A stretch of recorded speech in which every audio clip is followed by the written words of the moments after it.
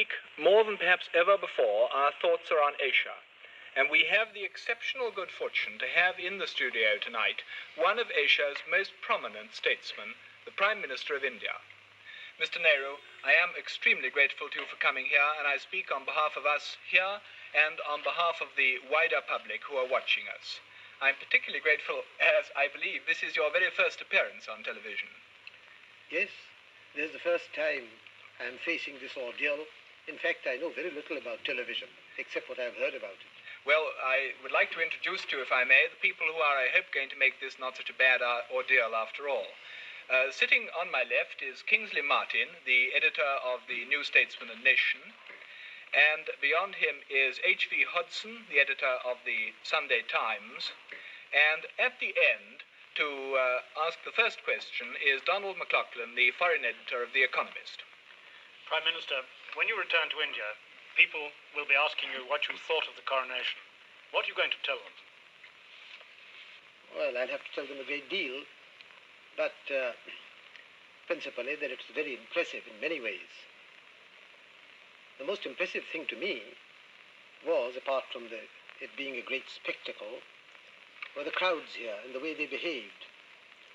And one begins to like more and more the London crowds and their fortitude in inclement weather and their insistence on enjoying themselves, whatever might happen. But is there going to be no criticism in India of your having come to the coronation? There was when I came, and there will be no doubt when I go back. But I don't think it will amount to much. Mr. Nehru, we all understand very well indeed why India decided to be a republic within the Commonwealth. What I think is a remarkable thing is why there is so little resentment in India towards the British in view of our past history. It seems to us that India is a most wonderfully magnanimous country. Can you explain this remarkable phenomenon of forgiveness? Well, partly we don't, I suppose, hate for long or intensively. But chiefly, I think, because the background that Mr. Gandhi gave us during all these past decades. After all, you were in prison yourself 16 years, and you don't seem to have any resentment about it at all. We might almost be popular people in India. Astonishing thing, really. I think it's a good thing for a person to go to prison for a short while. And to be Prime Minister for 7 years. I was going to ask, looking back on those 7 years and remembering all the hopes that were expressed at the time when India gained her independence, do you feel that they have been years of satisfactory achievement, or have you disappointments, Prime Minister? Both. I think we have certainly achieved much, and there has also been a lack of achievement. We haven't done what we wanted to do, so it's both satisfactory and unsatisfactory. Could you elaborate that a little? What have you been disappointed in?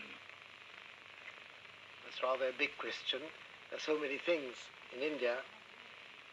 Can I give you a lead about democracy and the progress of political democracy in India? Well, generally speaking, I would say that politically we had advanced. The unity of the country, we've put an end to all the old princely states.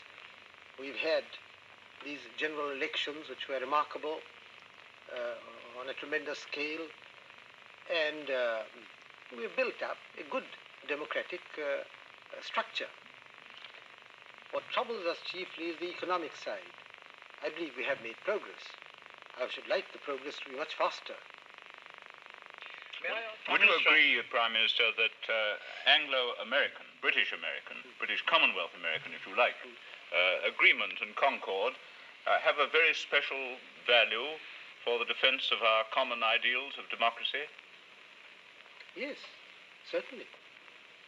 And that to aim for that has a value of its own, and that it may require sometimes some compromises from our side with policies that we don't see 100% eye to eye with on the other side of the Atlantic. But Mr. Hodson, politicians are always compromising.